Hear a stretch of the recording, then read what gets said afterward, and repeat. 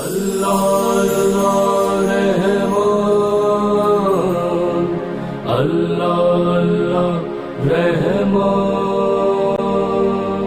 اللہ اللہ رحمان۔ بسم اللہ الرحمن الرحیم۔ السلام علیکم ناظرین، آپ دیکھ رہے ہیں پروگرام ماہ رمضان معرف قرآن۔ میں آپ کا میزبان محمد ارسلان فاروق۔ ناظرین، ہم ہر روز ایک نئے موضوع کے اوپر بات کرتے ہیں۔ آج ہم جس موضوع کے اوپر بات کرنے جا رہے ہیں وہ ہے روزے کے فوائد۔ رمضان المبارک کے اندر سب سے اہم چیز وہ روزہ رکھنا ہے، اور روزے کے فوائد کیا ہیں، اس کی فضیلت کیا ہے، اس کی اہمیت کیا ہے، اور اس سے متعلقہ مسائل کیا ہیں۔ جو روزہ دار ہے اس کو روزہ رکھنے کے اوپر اللہ رب العزت کی طرف سے جو اجر و ثواب کے وعدے ہیں وہ کیا ہیں، تاکہ ہمارا شوق پیدا ہو۔ اگر ہم کسی مجبوری یا کسی مشکل کے اندر ہیں اور ہم کن مشکلات میں ہونے کے ہوں تو پھر ہم روزہ نہیں رکھ سکتے یا روزہ چھوڑ سکتے ہیں، اس کے اوپر بھی پروگرام کے اندر بات کریں گے۔ اور اگر ہم روزہ جان بوجھ کر چھوڑتے ہیں تو یہ اللہ رب العزت کی کتنی بڑی ناراضگی ہے جس کو ہم پاتے ہیں، اس کے اوپر بھی پروگرام کے اندر بات کریں گے۔ کچھ اس کے اور دیگر پہلوؤں کے اور اس سے جو ہمیں سبق ملتا ہے اس کے اوپر بھی پروگرام کے اندر بات کریں گے۔ آج اس موضوع کے اوپر میرے ساتھ بات کرنے کے لیے جو مہمان شخصیات تشریف رکھتے ہیں، علامہ سبطین سبزواری صاحب، سر بہت شکریہ آپ کا پروگرام کے اندر جوائن کرنے کے لیے۔ مذہبی اسکالر ہیں، آپ نے پروگرام میں وقت دیا۔ ان کے ساتھ تشریف رکھتے ہیں مفتی عبدالشکور حقانی صاحب، آپ اسلامک اسکالر ہیں، سر آپ کا بہت شکریہ پروگرام میں جوائن کرنے کے لیے۔ میں علامہ صاحب آپ سے سب سے پہلے آغاز کرنا چاہوں گا، اور ظاہر ہے رمضان المبارک کا سب سے اہم خاصہ جو ہے وہ یہ ہے کہ ہم اس کے اندر روزہ رکھتے ہیں، اور روزہ جو ہے وہ اس سے اللہ رب العزت کا قرب حاصل ہوتا ہے۔ اللہ رب العزت اس سے بے شمار ایسی چیزیں ہیں جو اللہ چاہ رہے ہیں کہ اس روزے کے ذریعے سے اس بندے کے اندر آ جائیں۔ تو میں چاہوں گا کہ پہلے آپ ان کو تھوڑا سا بریفلی بتائیں ہمیں کہ وہ کون کون سی ایسی چیزیں ہیں جو اللہ چاہتے ہیں کہ یہ روزے کے ذریعے سے میرے بندے کے اندر یہ خصائل جو ہیں یہ آنے چاہیے۔ اعوذ باللہ من الشیطان الرجیم، بسم اللہ الرحمن الرحیم۔ سب سے پہلے تو ارسلان بھائی آپ کا شکریہ، اللہ آپ کو سلامت رکھے اور ماہ مبارک کی سعادتیں خالق کائنات آپ کے اور ہمارے نصیب فرمائے۔ سب سے پہلے تو اللہ کا حکم ہے ماہ مبارک کے لیے، روزوں کے لیے، یا ایھا الذین آمنوا کتب علیکم الصیام کما کتب علی الذین من قبلکم لعلکم تتقون۔ اس آیت سے روزے کے وجوب کا بھی پتہ چلتا ہے کہ روزہ واجب ہے، اور اسی آیت کا اگر آپ ترجمے پہ غور کریں کہ اللہ نے صاحبان ایمان کو مخاطب کیا ہے، اس کا معنی یہ ہے کہ روزے کا تعلق مومن سے ہے جو ایمان رکھتا ہے۔ یہ ایک فضیلت ہے اس شخص کے لیے جو روزہ دار ہے، اسے پتہ چلتا ہے کہ میں صاحب ایمان ہوں، اللہ نے مخاطب کیا ہے۔ یعنی میں اگر عرض کروں کہ دو طریقوں سے فوائد کو دیکھا جا سکتا ہے، ایک معنوی فوائد ہیں، ایک ظاہری فوائد ہیں۔ تو معنوی لحاظ سے جو روحانی فوائد ہیں ان میں سے ایک تو یہ ہے کہ خالق کائنات نے اسے صاحب ایمان کہا ہے، یا ایھا الذین آمنوا کتب علیکم الصیام، تم پر روزے فرض کر دیے گئے ہیں، کما کتب علی الذین من قبلکم، جس طرح تم سے پہلے والوں پر فرض کیے۔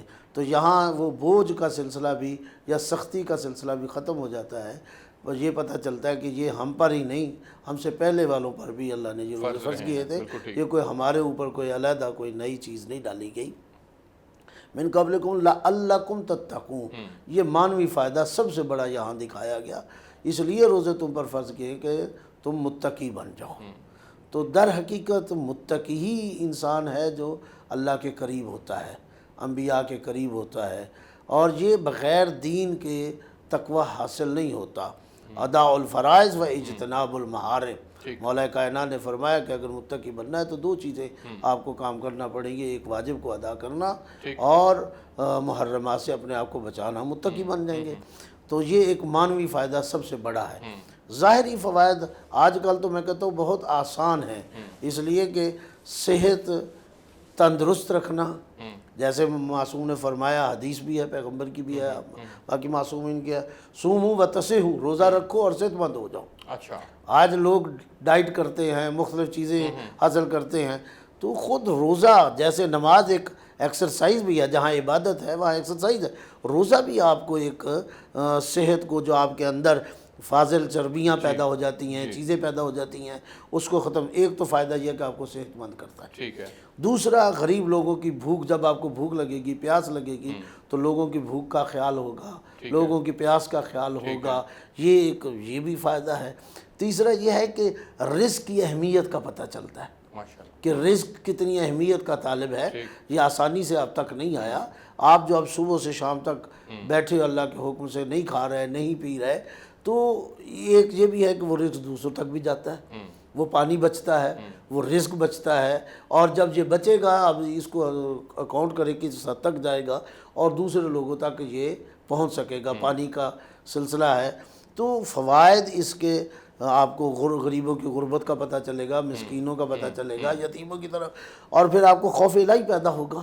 ٹھیک. اور جزا کی بات آپ نے کی ہے تو وہ بھی میں عرض کرتا، جو اللہ نے یہ واحد عبادت ہے جس کی جزا خود اپنے ذمے لے لی ہے، باقیوں کی جزا رکھ دی ہے. اس کی کہا کہ روزہ رکھو. یہ اس کے اوپر بھی آتا ہوں، لیکن میں چاہ رہا ہوں کہ مفتی عبدالشکور حقانی صاحب کو بھی شامل گفتگو کیا جائے. مفتی صاحب، فضائل کے اوپر، روزے کے فضائل کے اوپر میں چاہ رہا ہوں کہ ایک کی طرف تو حضرت بھی اشارہ فرما دیا، کچھ فضائل کے اوپر آپ بھی روشنی ڈالیں کہ ہم سارا دن بھوکے پیاسے رہے. اس بھوک پیاس سے جہاں اللہ کا حکم زندہ ہوا، حضور صلی اللہ علیہ وسلم کی سنت زندہ ہوئی، وہاں پر اور کیا اجر ہے جو ہمیں ملے گا؟ بسم اللہ والصلاة والسلام علی رسول اللہ وعلی آلہ واصحابہ اجمعین الی یوم الدین. دیکھیے، انسان اللہ کا نائب ہے، اللہ نے اپنا خلیفہ بنایا ہے، اور اللہ چاہتے ہیں کہ میرے بندے میرے جیسی صفات اپنے اندر پیدا کرو. ٹھیک. بلکہ ایک حدیث پاک بھی ہے جس کا مفہوم یہ ہے کہ اللہ کی صفات میں رنگے جاؤ. اب اللہ کی صفات میں سے دیکھیں، اللہ کھاتا نہیں ہے، اللہ پیتا نہیں ہے، اللہ کو بشری تقاضا نہیں ہے. تو روزہ رکھ کر ہم کچھ نہ کچھ اس نسبت کو حاصل کر لیتے ہیں کہ نہ ہم کھا رہے ہیں، نہ ہم پی رہے ہیں، نہ بشری تقاضا پورا کر رہے ہیں، تو کچھ نہ کچھ تو اللہ کی صفات کے پانے والے بنے. ٹھیک. تو ایک سب سے بڑا فائدہ یہ ہے. اور دوسرا فائدہ اس کا یہ ہے کہ انسان کی اپنی صحت بہت اچھی ہو جاتی ہے. روزہ رکھنے سے صحت بہت اچھی ہو جاتی ہے. بلکہ حال ہی میں کچھ ڈاکٹرز نے یہ روزے پہ ریسرچ کی، تو انہوں نے کہا کہ ہم حیران ہو گئے کہ مسلسل چند گھنٹے جب انسان بھوکا رہتا ہے تو اندر ہی اس کے کوئی ایسا سسٹم ہے کہ جو بیکٹیریاز ہوتے ہیں، جراثیم وغیرہ جو مضر صحت ہوتے ہیں، ان کو وہ کھانا شروع کر دیتے ہیں، یعنی وہ ختم ہونا شروع ہو جاتے ہیں. تو جب مسلسل روزہ رکھے گا تو بھوک کی شدت کی وجہ سے اندر کے جو زہریلے جراثیم ہیں وہ خود بخود مرنا شروع ہو جاتے ہیں. اور یہ بعض ڈاکٹروں نے یہاں تک کہا کہ کینسر کا علاج بھی یہ ہے کہ مسلسل کئی گھنٹے بھوکا پیاسا رہا جائے.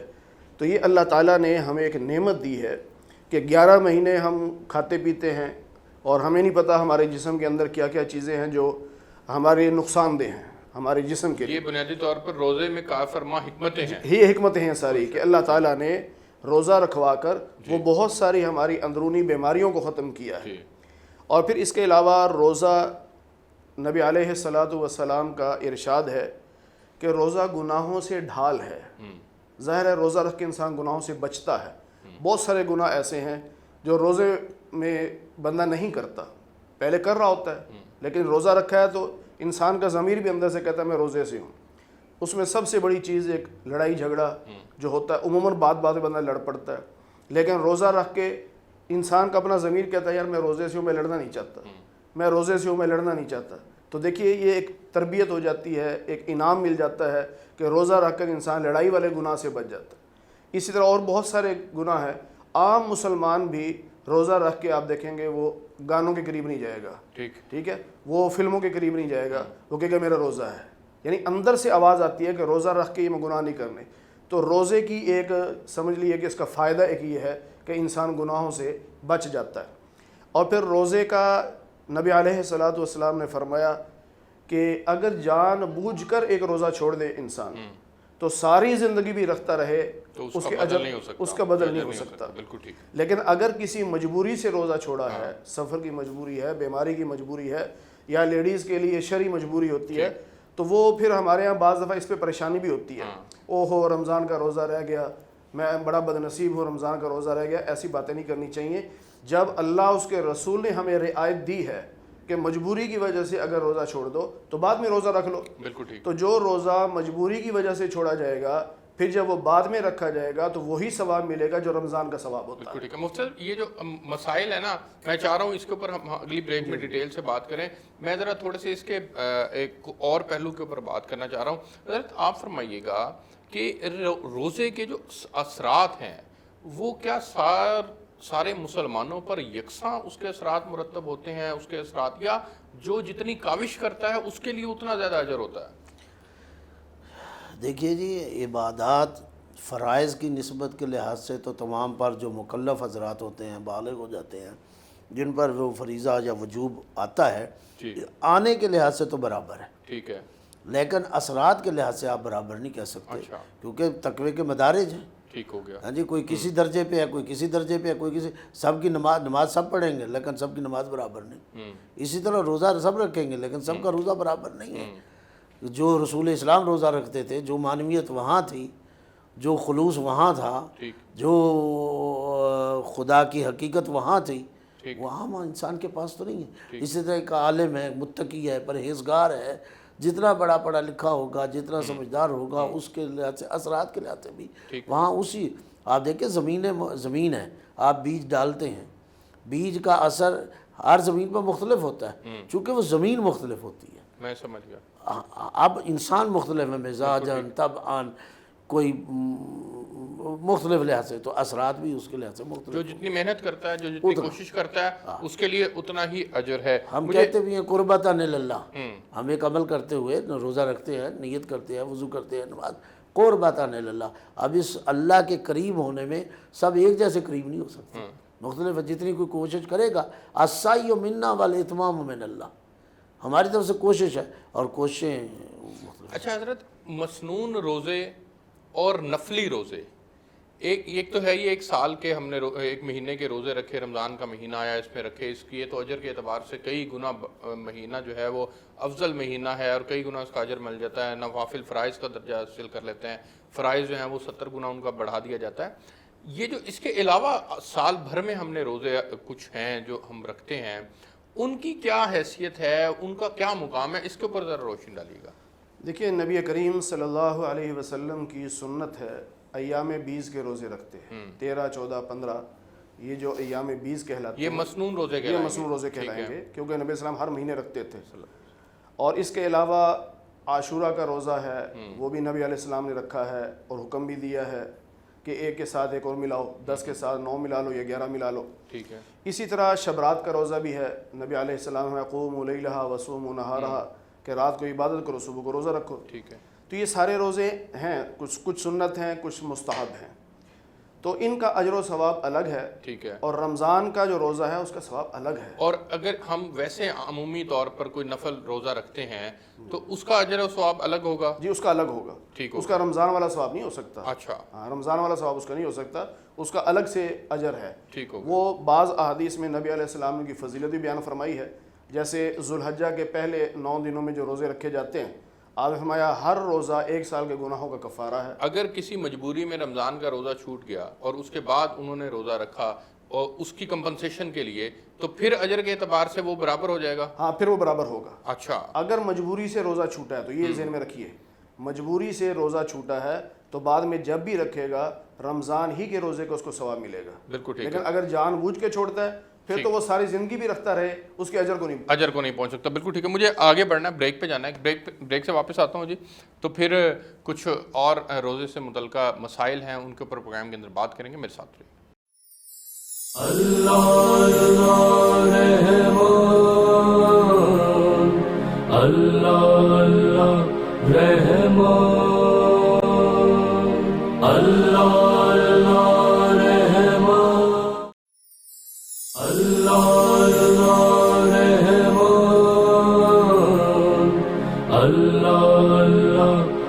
رحمان, اللہ اللہ رحمان. جی, ویلکم بیک ناظرین. اچھا حضرت, ایک میں چیز جاننا چاہوں گا کہ روزے کی حالت میں ہم گناہ کرتے ہیں, غیبت ہو جاتی ہے, جھوٹ بولتے ہیں, کسی کو دھوکہ دیتے ہیں. یہ رمضان المبارک میں روزے کی حالت میں اگر ہم یہ کام کرتے ہیں تو ایک تو یہ بتائیے گا کہ اس سے اللہ رب العزت کی کتنی بڑی ناراضگی جو ہے وہ ہماری طرف متوجہ ہوتی ہے، ایک یہ بات۔ دوسری بات یہ کہ روزے کی حالت میں گناہوں سے بچنا کیا بنیادی طور پر یہ مقصود نہیں ہے کہ یہ سارا سال کے اوپر دائرہ پھیلا رہے، نہ صرف رمضان کے اندر یہ بات رہے؟ بالکل آپ نے درست فرمایا۔ ویسے تو یہ نہیں ہے کہ فقط ماہ رمضان میں آپ بچیں، تو پورا انسان کو سال کے لیے ہمیشہ ہونا چاہیے۔ گناہوں سے بچنے کا کہا گیا، اور تاکہ یہ گناہ گار نہ بنے، روکا گیا گناہوں سے، حتیٰ کہ یہاں تک کہ آپ دیکھیں کہ وَلَا تَعَاوَنُوا عَلَى الْإِثْمِ وَالْعُدْوَانِ، حتیٰ گناہ کرنا تو دور کی بات ہے، گناہوں میں تعاون بھی نہیں آپ کر سکتے کسی کے ساتھ، یہ نہیں کر سکتے، پورا سال پوری زندگی آپ کو منع فرمایا گیا ہے۔ باقی رہی روزے کی حالت میں، ظاہر ہے اس کی شدت زیادہ ہو جاتی ہے، اس گناہ میں وہ اس کی سزا سے مضاف ہو جائے گی، لیکن یہ نہیں کہا جا سکتا کہ روزے میں تو گناہ گار ہے اور روزے سے ہٹ کر روزے میں گناہ کی شدت اور بڑھ جائے گی۔ جس طرح ہم رمضان میں اجر کے اعتبار سے چیزیں بڑھ جاتی اسی ہیں، ویسے طرح گناہ سزا بھی بڑھ جاتی سزا ہے۔ اور جزا دونوں برابر بڑھتی ہیں، جزا بھی بڑھتی ہے اور سزا بھی بڑھتی ہے۔ اور پھر روزہ فقط بھوک ہڑتال کا نام نہیں ہے، روزہ آپ کی آنکھ کا بھی روزہ ہے، روزہ آپ کے کان کا بھی ہے، روزہ آپ کی زبان کا بھی ہے۔ روزے کی حالت میں آپ اپنی زبان کو اپنے کنٹرول میں رکھیں تاکہ وہ کوئی ایسی بات نہ ہو، آنکھیں آپ کے کنٹرول میں ہوں تاکہ حرام کو نہ دیکھیں، کان آپ کے کنٹرول میں ہو حرام نہ سنیں۔ تو یہ روزہ تو ایک آپ کو مکمل طور پہ کہا گیا ہے۔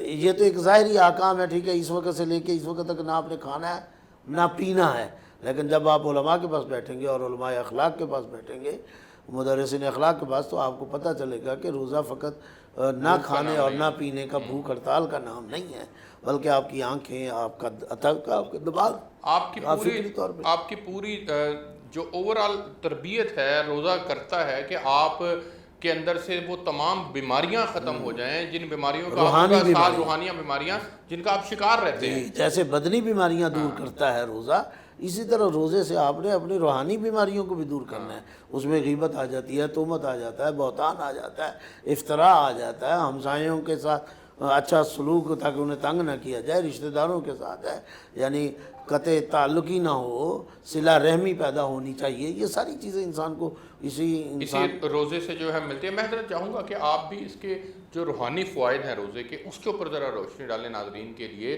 کہ ہم اگر روزہ رکھتے ہیں تو اس سے جو روحانی فوائد ہمیں حاصل ہوتے ہیں، اس کو ہم رمضان کی حد تک تو اپلائی کرتے ہیں اپنے اوپر، لیکن باقی سال کے لیے اپلائی نہیں ہو پاتے۔ تو اس میں کوئی بزرگوں کی طرف سے کوئی عمل ہو، کوئی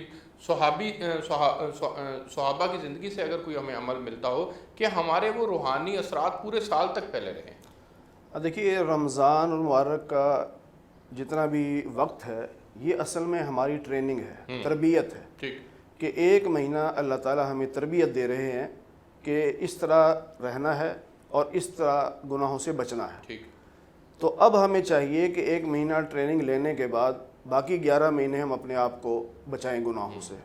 بیسیکلی رمضان سمجھ لیں کہ ٹریننگ کا مہینہ ہے۔ پھر بعض علماء کا یہ قول ہے کہ رمضان اگر تمہارا صحیح گزرے گا نا معمول کے مطابق، تو باقی 11 مہینے بھی تمہاری زندگی اسی ترتیب پہ آ جائے گی۔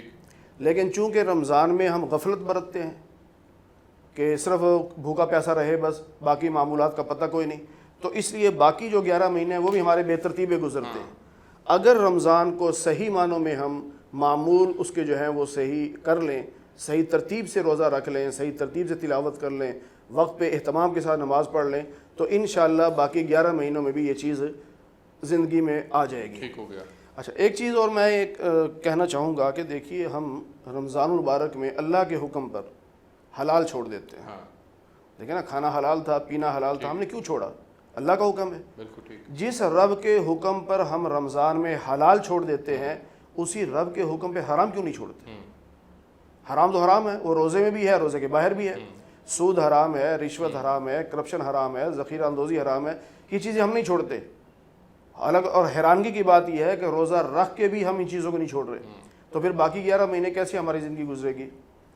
تو اصل یہی ہے کہ ہم روزہ رکھنے کے بعد اپنی زندگی کو گناہوں سے بچائیں۔ جب ایک مہینہ ہماری تربیت ہو جائے گی گناہوں سے بچنے کی، تو انشاءاللہ باقی 11 مہینے بھی گناہوں سے بچنے کی توفیق مل جائے گی۔ یعنی آپ مختصراً تھوڑا سا یہ بتائیے گا کہ روزے سے بنیادی طور پر اللہ کا مقصود کیا ہے؟ اللہ کیسا چاہتے ہیں کہ میرا بندہ ایسا بن جائے؟ دیکھیے قرآن کریم میں اللہ تعالیٰ نے جہاں روزے کا حکم دیا، یا ایھا الذین آمنوا کتب علیکم الصیام، روزے فرض ہیں. اللہ کہتے ہیں فرض کیوں ہیں؟ لعلکم تتقون، تاکہ تم متقی بنو. متقی اسے کہتے ہیں جو اپنے آپ کو گناہوں سے بچائے. تو یہ اللہ چاہتے ہیں کہ اپنے آپ کو گناہوں سے بچاؤ. ہمارے ہاں عبادت پہ زور ہے لیکن ساتھ ساتھ گناہ بھی ہیں. اللہ فرماتے ہیں گناہوں سے اپنے آپ کو بچاؤ، یہ بندہ زیادہ پسند ہے. بالکل ٹھیک. اور قرآن کریم میں تقوی کے بارے میں بار بار حکم دیا گیا ہے، یا ایھا الذین آمنوا اتقوا اللہ، یا ایھا الذین آمنوا اتقوا اللہ. اپنے آپ کو گناہوں سے بچاؤ، اللہ کی ناراضگی سے اپنے آپ کو بچاؤ. حضرت ابی بن کعب رضی اللہ تعالیٰ عنہ جو اس امت کے سب سے بڑے قاری ہیں، ان سے ایک مرتبہ حضرت عمر رضی اللہ تعالیٰ عنہ نے پوچھا کہ ابی یہ بتاؤ تقوی کہتے کسے ہیں، یعنی آسان انداز میں سمجھاؤ. تو حضرت ابی بن کعب نے عرض کی کہ یا امیر المومنین، کیا کبھی ایسا ہوا کہ آپ ایسے راستے سے گزرے ہوں جس کے دائیں بائیں جھاڑیاں ہوں؟ ان کا ہاں گزرا ہوں. تو کیسے گزرتے ہیں؟ ان کے کپڑے سمیٹ کے گزرتا ہوں کہ تاکہ کپڑے جو ہے نا جھاڑیوں میں پھنس نہ جائیں. فرمایا دنیا میں زندگی اس طرح گزارنا کہ اپنے آپ کو گناہوں سے بچا کے چلتے رہنا، اسی کا نام تقوی ہے کہ گناہوں سے انسان بچے. اور روزے کا مقصد ہی تقوی ہے، اور اللہ رب العزت ہمیں یہ بنانا چاہتے ہیں، تقوی والا بنانا چاہتے ہیں. بالکل ٹھیک ہے. حضرت میں آپ سے جاننا چاہوں گا کہ کچھ روزے سے متعلقہ مسائل کے اوپر تھوڑی سی بات کرتے ہیں تاکہ ہمارے ناظرین کو پتہ چل سکے کہ ہم نے روزہ کن صورتوں میں ہم روزے کو چھوڑ بھی سکتے ہیں، وہ کون سی ایسی مجبوریاں ہیں، وہ ذرا ناظرین کے لیے بتائیے گا کہ یہ ان مجبوریوں کے ہوتے ہوئے روزے کو چھوڑا جا سکتا ہے بعد کے دن تک کے لیے. جی، روزے چھوڑنے کے لیے بہت سی چیزیں، مثال کے طور پہ ایک انسان سفر پہ جاتا ہے، سفر اس کا حد ترخص سے نکل جاتا ہے، تو ظاہر ہے جہاں نماز قصر ہوتی ہے وہاں اس کا روزہ بھی قصر ہو جائے گا، اسے دوبارہ قضا کرنی پڑے گی. اسی طرح ایک بیماری غالب ہو جاتی ہے، ڈاکٹر اسے کہہ دیتا ہے کہ آپ کی بیماری ایسی ہے کہ آپ اس میں روزہ نہیں رکھ سکتے، تو ظاہر ہے وہ روزہ نہیں رکھے گا. جب جیسے ہی صحت مند ہوگا اسے روزے کی قضا کرنی پڑے گی. انسان کو مرد ہے یا عورت ہے اتنے بوڑھے ہو جاتے ہیں کہ بڑھاپے کی وجہ سے وہ بھی روزہ چھوڑ سکتے ہیں، کمزوری آ جاتی ہے بڑھاپے کی وجہ سے، انہیں روزہ چھوڑنا پڑے گا، روزہ چھوڑ دیں گے. تو یہ خواتین کے لیے ہیں، مخصوص ان کا مہینے میں ایام آتے ہیں، ان میں وہ روزہ چھوڑیں گی اور بعد میں اس کی قضا کریں گی. تو یہ مختلف صورتیں پیدا ہو سکتی ہیں. یہ لیکن ان تمام صورتوں کے اندر جس میں جو بیماری ہے پرٹیکولرلی یا بزرگی کی وجہ سے کمزوری آ چکی ہے جسم میں، وہ تو قضا نہیں کرے گا نا. پھر ایک بیماری ہے اس کی قضا کرنی پڑے گی، جیسے ہی صحت مند ہوگا اسے قضا کرنی پڑے گی. نہیں، اگر ایک آدمی ویسے ہی 70 سال کا ہو چکا ہے، نہیں بوڑھا ہے، اگر وہ صحت مند نہیں ہوتا یا اس کی ہے وہ تو اس پہ ختم ہو گیا. لیکن اگر صحت مند ہو جاتا ہے، ایک بندہ سمجھتا ہے کہ میں اب صحت مند ہوں، میں رکھ سکتا ہوں، یا جس کی بیماری ہے وہ ختم ہو جاتی ہے، بیماری فقط ضرورت نہیں بوڑھے پہ آئے گی، نوجوان بھی بوڑھا ہو سکتا ہے، بچہ وہ بیمار ہو سکتا ہے، اور نوجوان مرد عورت، تو وہ بیماری سے جیسے ہی صحت مند ہوں گے انہیں روزے کی قضا کرنا پڑے گی. بالکل. اچھا حضرت، اس میں میں آپ سے جاننا چاہوں گا کہ ایک آدمی جو بزرگ ہو گیا، جیسے وہ نہیں اب روزے نہیں رکھ پا رہے، یا ان کی بیماری ایسی ہے کہ ان کو نظر آ رہا ہے کہ اب یہ صحت یابی ان کی مشکل ہے، اس صورت میں رمضان آ گیا تو رمضان کے وہ روزے نہیں رکھ سکتے، تو اس کے کو پیسے دے کے کوئی ہدیہ وغیرہ کر کے کوئی فدیہ وغیرہ اس کا ہے جو آپ کو اس کی کمپنسیشن؟ جی، ہمارے ہاں کہا جاتا ہے کہ شیخ فانی ایسا بوڑھا ہو گیا کہ جو صحت مند نہیں ہو سکتا، ڈاکٹر کہتے ہیں کہ اب زندگی بھر یہ اس قابل نہیں کہ روزہ رکھ سکے، تو وہ اس کا کفارہ ادا کرے گا. ایک روزے کے بدلے میں ایک فطرانہ، جتنا فطرانہ ہوگا اتنا ایک روزے کے بدلے میں وہ کسی مسکین کو، یتیم کو، جس کو وہی جو ہم 100 یا 110 20 جو ہمارا فطرانہ بنتا ہے وہ، تو اتنے پیسے وہ جو ہے ایک روزے کے بدلے میں وہ کسی ایسے کو دے گا جس کو زکوٰۃ لگتی ہو، یعنی مستحق ہو، اس کو وہ دے دے. پھر ہمارے ہاں یہ ایک تصور سمجھا جاتا ہے کہ کسی کو پیسے دیے ہیں کہ وہ میری جگہ روزہ رکھے گا. نہیں، ایسا نہیں ہے. آپ نے جب کفارہ دے دیا تو آپ کے روزے کفارہ ہو گیا. اب وہ جو روزہ رکھے گا وہ تو اپنا روزہ رکھے گا نا، آپ کا تھوڑی رکھے گا. اچھا، وہ علیحدہ سے 30 روزے نہیں رکھے گا؟ نہ، یہ غلط ہے. وہ جو روزے رکھ رہا ہے وہ اپنے رکھ رہا ہے. آپ کے روزوں کا تو پیسوں سے کفارہ ہو گیا ہے کہ آپ نے جب کفارہ دے دیا آپ کے ذمے سے روزے فرض ادا ہو گئے. لیکن اس میں وہی بات ہے جو علامہ صاحب فرما رہے تھے کہ اگر کوئی ایسا بوڑھا ہو جائے، ایسا بیمار ہو جائے کہ جس کے صحت یابی کی امید نہ ہو، تب کفارہ دے. ہاں، اگر ڈاکٹر یوں کہتا ہے کہ اب موسم ایسا ہے یا اب بیماری آپ کی ایسی ہے کہ ان دنوں میں نہیں رکھ سکتے آپ، لیکن دسمبر جنوری میں سردی ہو جاتی ہے، دن بہت چھوٹے ہو جاتے ہیں، اس میں آپ رکھ سکتے ہیں اگر ڈاکٹر ہی کہتا ہے. تو پھر یہ کفارہ نہیں دے گا بلکہ یہ انتظار کرے گا کہ جب وہ سردیاں آ جائیں گی، دسمبر جنوری کے چھوٹے دن آ جائیں گے، ان میں یہ روزہ رکھ لے گا، قضا کی نیت سے رکھے گا۔ اچھا، یہاں چونکہ مجبور تھا، نہیں رکھ سکتا تھا، وہاں جا کے رکھے گا تو اس کو ثواب وہی ملے گا، اس کو ثواب وہی مل گا۔ بالکل ٹھیک ہے۔ کچھ اور بھی مسائل ہیں، مجھے ان کے اوپر بات کرنی ہے، لیکن ابھی بریک کا وقت ہوا ہے، میں بریک پہ جاتا ہوں جی۔ بریک سے واپس آتے ہیں تو پھر یہ جو روزے سے متعلقہ مسائل ہیں یہ بھی ظاہر ہے ہمارے لیے جاننا بہت ضروری ہے، اس کے اوپر تفصیل کے ساتھ بات کرتے ہیں۔ آپ ناظرین پروگرام دیکھ رہے ہیں ماہ رمضان معرف قرآن، جس کے اندر ہم ہر روز ایک نئے موضوع کے اوپر بات کرتے ہیں۔ اب پروگرام کے اندر ایک وقت ہوا ہے بریک کا، بریک سے واپس آتے ہیں تو پھر کچھ مسائل کے اوپر مزید بات کریں گے، میرے ساتھ رہیے گا۔ اللہ رحمان، اللہ اللہ رحمان، اللہ اللہ رحمان، اللہ اللہ رحمان، اللہ اللہ رحمان، اللہ جی ویلکم بیک ناظرین۔ اچھا حضرت یہ بتائیے گا کہ کچھ روزے کے اندر احباب سگریٹ پیتے ہیں، کیا اس کی اجازت ہے روزہ رکھ کے سگریٹ پینے کی؟ کیونکہ اس کا انہیل تو اندر ہوتا ہے، دھواں اندر جاتا ہے، ذائقہ جاتا ہے۔ مبطلات روزہ تو واضح ہیں کہ جو چیزیں روزے کو باطل کرتی ہیں، مثال کے طور پر کوئی کھا لیتا ہے، کوئی پی لیتا ہے، ان چیزوں سے روزہ باطل ہو جاتا ہے۔ ٹھیک ہے۔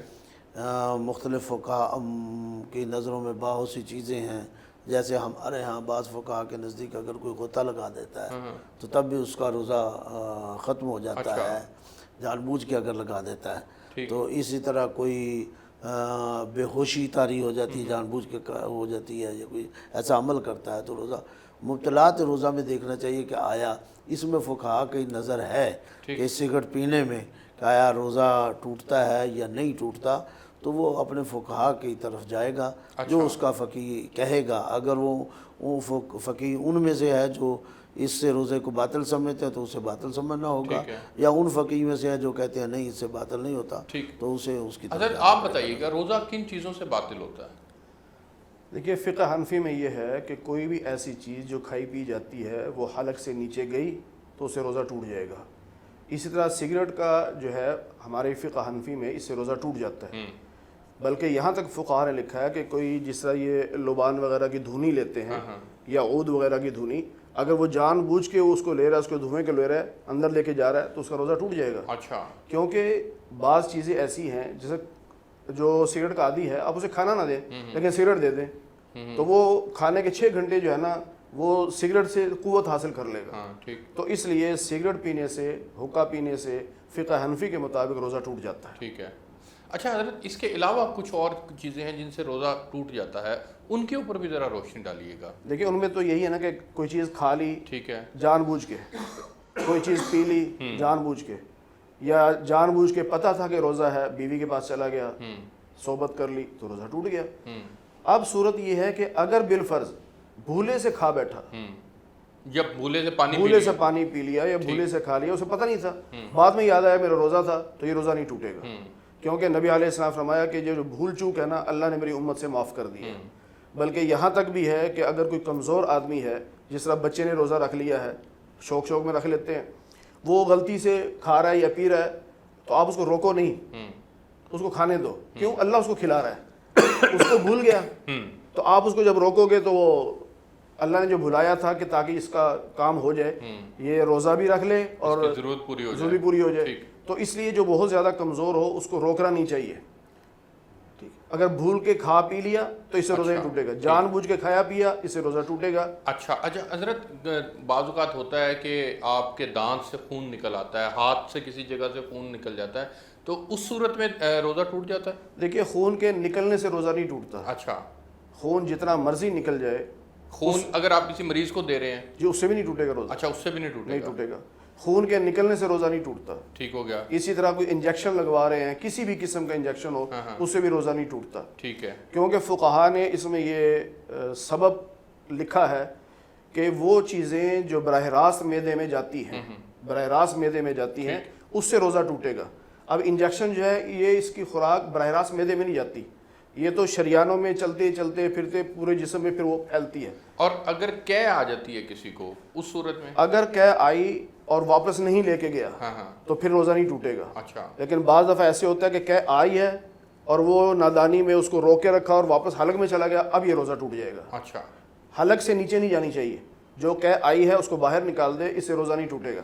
ہاں ایک صورت علماء نے لکھی ہے فقہا نے کہ اگر جان بوجھ کے قے کر رہا ہے، بعض لوگ ایسے ہوتے ہیں کہ بھوک کی وجہ سے طبیعت آوازار ہو رہی ہے، اب وہ کہتا ہے طبیعت تو بڑی آوازار ہو رہی ہے لیکن سنبھلنے کے لیے اگر ایک قے آ جائے نا تو میں فریش ہو جاؤں گا، اب وہ اپنے آپ کو فریش کرنے کے لیے جان بوجھ کے قے کر رہا ہے، اس سے روزہ ٹوٹ جائے گا۔ اچھا جی، جان بوجھ کے قے نہیں کر سکتے، ٹھیک ہے، اور قے آ گئی واپس نہیں لے کے جا سکتے، ٹھیک ہے۔ اگر قے کر دی ہے اسے روزہ نہیں ٹوٹے گا۔ اچھا حضرت، ہم چونکہ یہ مسائل کے اوپر بھی کچھ بات کیا، میں چاہوں گا کہ تھوڑی سی بات اس پہ بھی ہو جائے کہ ایک روزے دار کو کی افطاری کروانا یہ کتنے بڑے اجر کی بات ہے، اس کے اوپر ذرا روشنی ڈالیے گا جی، اور اس کے لیے ذرا واضح کیجیے گا کہ جس طرح سے آتا بھی ہے کہ ایک گھونٹ پانی پلا دیا یا ایک کھجور سے وہ آپ نے روزہ افطار کروا دیا، تو وہ اجر کے اعتبار سے وہ بھی کتنا بڑا عمل ہے، یہ ذرا بتائیے۔ بہت سی روایات، بہت سی احادیث موجود ہیں افطاری کی عظمت پہ، افطاری کرانے پہ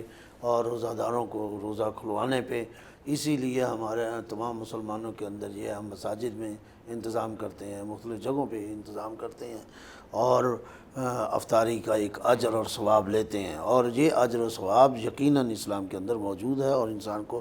لیکن افطاری سے ایک میں بات کی طرف ضرور متوجہ کروں گا کہ افطاری فقط مخصوص لوگوں کے لیے نہیں ہونی چاہیے، کہ جیسے ہمارے ہاں ایک رواج پکڑ جاتا ہے کہ امیروں کو، اس میں غریبوں کا بھی حصہ ہے، اس میں مسکینوں کا حصہ ہے، اس میں یتیموں کا حصہ ہے، آپ سب لوگوں کو کرائیں۔ زیادہ بہتر یہ ہے کہ اگر زیادہ ثواب لینا چاہتے ہیں اور اچھا ثواب لینا چاہتے ہیں تو جو مستحقین لوگ ہیں، جن کے ہاں بیچاروں کے ہاں خوراکیں وہ سال بھر وہ خوراک نہیں کھا سکتے جو عمرہ کھاتے ہیں، ان کو اللہ نے دیا ہے، اور بہت سے لوگ افطاری کراتے ہیں، پھر انہیں ان غریبوں کو بلائیں تاکہ اصل ثواب انہیں ملے۔ اگر مخصوص طبقے کو بلا کے افطاری کرانی ہے تو پھر اللہ کے ہاں ثواب کی کمی تو نہیں ہے، دے گا تو صحیح، لیکن جو افطاری کرانے کا مقصد تھا وہ آپ کا فوت ہو جاتا ہے۔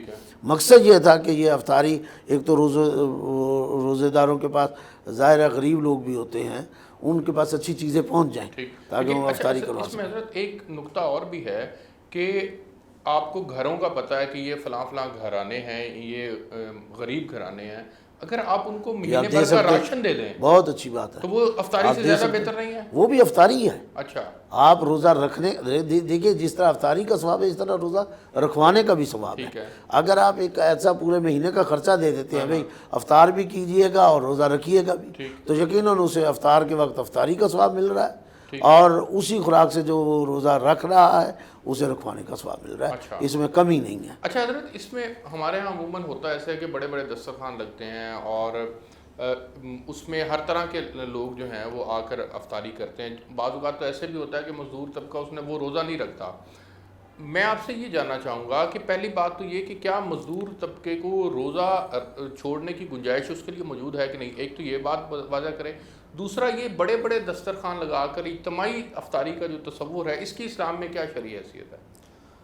دیکھیں، مزدور بوجہ مزدوری تو روزہ نہیں چھوڑ سکتا۔ اچھا، ہاں، اگر انتہائی مجبوری ہے کہ گھر میں کچھ بھی کھانے کو نہیں ہے اور وہ مزدوری پر نہ جائے تو گھر میں فاقہ ہے، تو پھر شاید کوئی گنجائش نکل آئے، لیکن اس کے لیے روزہ چھوڑنا اس وجہ سے کہ میں مزدور ہوں یہ نہیں۔ مزدوری میں اب سخت قسم کی مزدوری ہے، تیسری منزل پر اینٹیں لے کے جانی ہے مثال کے طور پر، تو اس طرح کا کوئی ایکٹیویٹی کرنے والا مزدور یا وزن اٹھانے والا مزدور اگر عام الفاظ وہ روزہ رکھے، اچھا، اگر بالفرض اس کی طبیعت خراب ہوتی ہے اور سمجھتا ہے کہ اب آگے روزہ میں نہیں برقرار رکھ سکتا بلکہ صحت زیادہ خراب ہونے کا خطرہ ہے، تو پھر وہ توڑ سکتا ہے، اس کو توڑ نہیں جاتا ہے، لیکن شروع ہی سے رکھے ہی نہ کہ میں مزدور ہوں جو میں نے رکھنا ہی نہیں، یہ طریقہ ٹھیک نہیں۔ اچھا، دوسرا یہ ہے کہ دسترخوان بڑے سے بڑے بھی لگ جائیں لیکن ریا اور دکھلاوے کی نیت نہ ہو، اللہ کی مخلوق کو کھلانے کی نیت ہو تو ثواب ہی ثواب ہے، چاہے اس میں کوئی بھی آ جائے، کسی نے روزہ رکھا ہے کسی نے نہیں رکھا، اس سے کوئی فرق نہیں پڑتا۔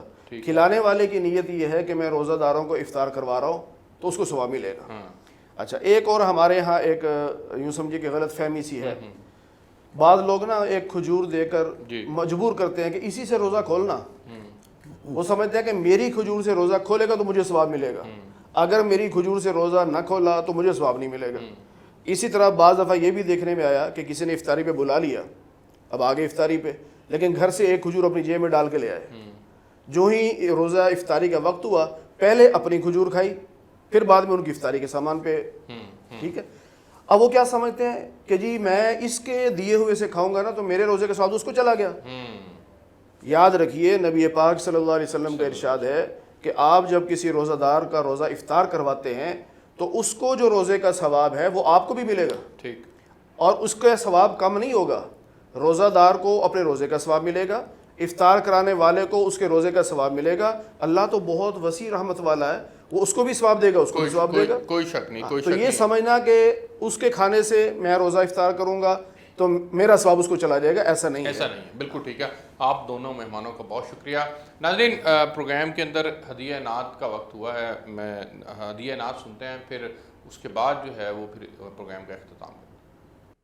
لو مدینے کے تجلی سے لگائے ہوئے ہیں، لو مدینے کے تجلی سے لگائے ہوئے ہیں، لو مدینے کی، مدینے کی، لو مدینے کی تجلی سے لگائے ہوئے ہیں۔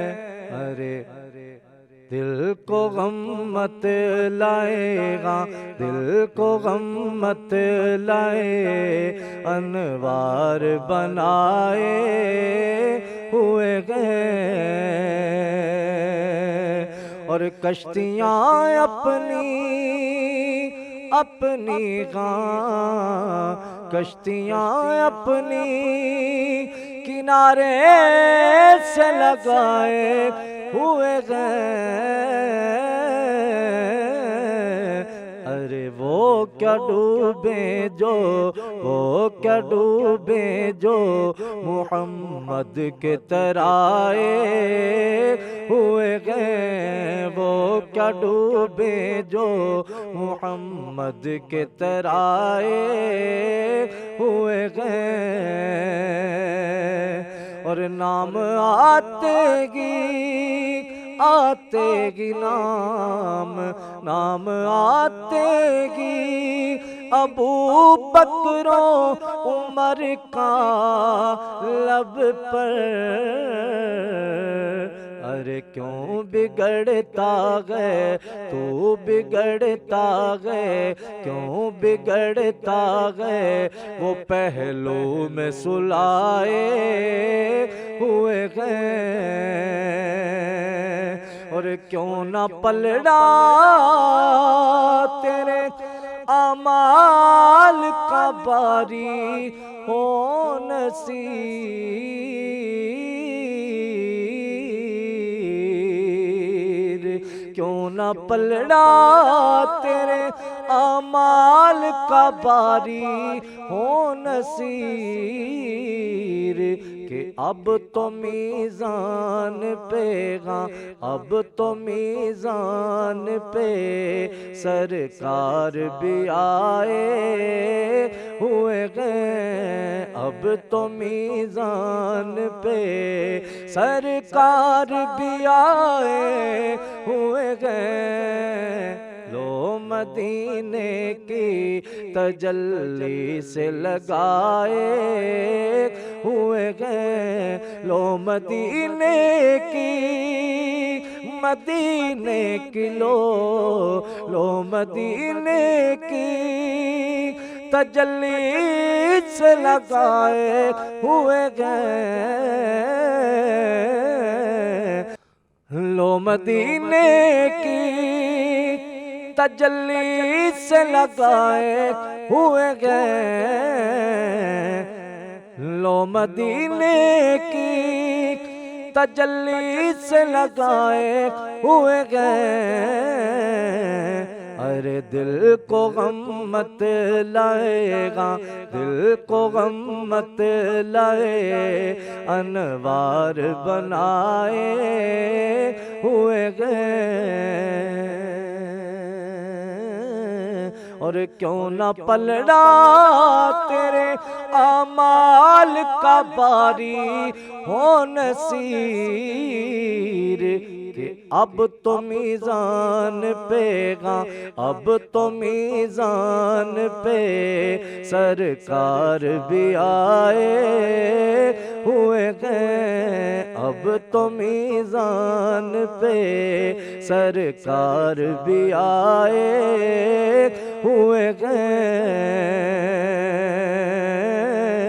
ایک جھلک آج دکھا، ایک جھلک آج دکھا اے گنبد خضرا کے مکیں، کہ کچھ بھی ہے دور سے غم، کچھ بھی ہے دور سے دیدار کو آئے ہوئے گئے، کچھ بھی ہے دور سے دیدار کو آئے ہوئے گئے۔ لو مدینے کی تجلی سے لگائے ہوئے گئے، ارے دل کو غم مت لائے انوار بنائے ہوئے گئے۔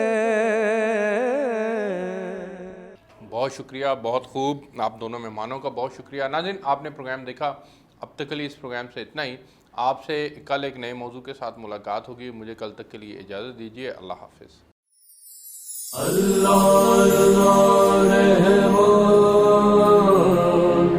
اللہ